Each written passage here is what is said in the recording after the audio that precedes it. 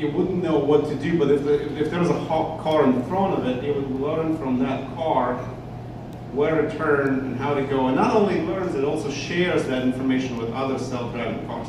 So pretty amazing, right? Would you consider this smart or dumb?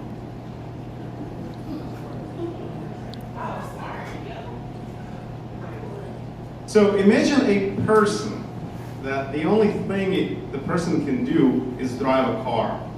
He can talk, he can walk, he can build anything. Is that person smart or dumb? Pretty dumb, right? So that is the current state of artificial intelligence. It can do amazing things because it's a machine doing that, but in general, it is pretty dumb. It's only focused on certain tasks.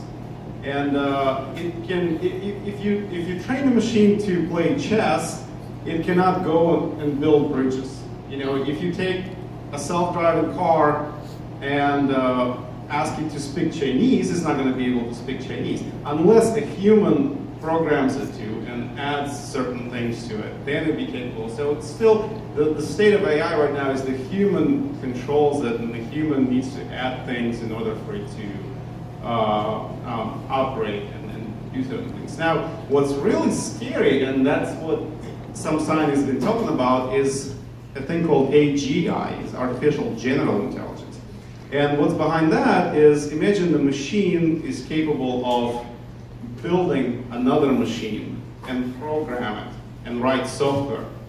And then that other machine can build another machine that's even better and program software for that.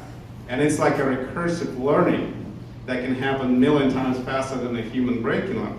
That's when machines become pretty much humans, and they learn and advance much faster than humans are. And that is scary, my friends, because we think we can control it because it's electricity, it's a machine. Imagine, you know, I don't know, a bunch of ants. They're pretty intelligent for themselves, but we're much more intelligent. If we want to destroy them or if we want to control them, we can. Similar situation can happen with artificial general intelligence. It can advance so fast that it can control the humanity. It's not there yet. I don't think anybody's working on it yet, but that's something to be afraid of. But right now, Greg will show you an example of what's behind the artificial intelligence these days, how it works inside, and open up that black box a little bit for you guys. All right. So I wanted to show a little bit because, like Stan said, the last time we had an AI TED Talk, everyone on the way I was murmuring about Terminators, and I don't think it's really there yet. In all honesty, like these techniques, these machine learning and these AI techniques were invented in like the 1800s, some people said 1400s. They're just math problems. It's just now computation has caught up to be able to iterate these math problems billions and billions of times very quickly. So there's really nothing new here. It's just a new application of the same old, I guess, like mathematical apparatus. So today I just wanted to go through one real deep example and then like kind of a cool example. So I thought image classification would be cool because everybody knows that you have to do those captchas when you sign into websites. If you've noticed in the last couple of years they've changed. So now you have to click like where the cars are or like find the boxes with the street lights in them.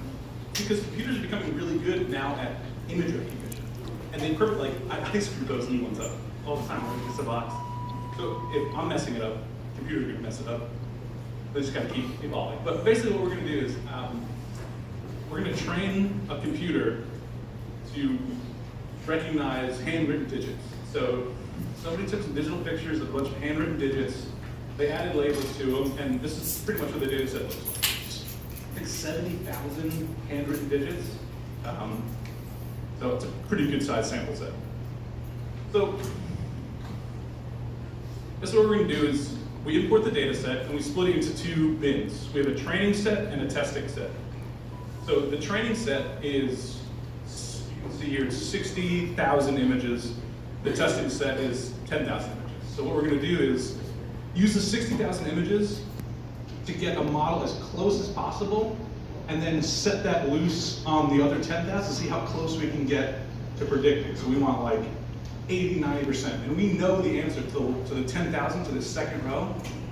We know the answers because they're labeled.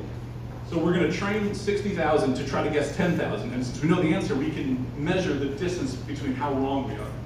It's called the loss function. It's kind of later. So all these images are 28 by 28 pixel images. So this one is the 7,777th image in the training set. It's a number 8. So this the computer sees, it's just a bunch of pixels, black and white pixels. That doesn't really work because we need categorical numbers.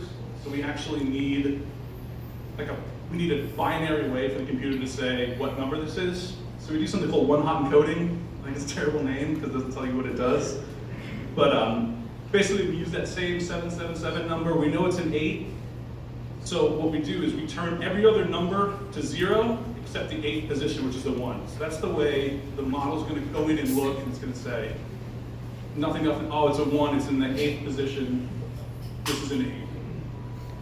So what we're going to build is something called a neural network. The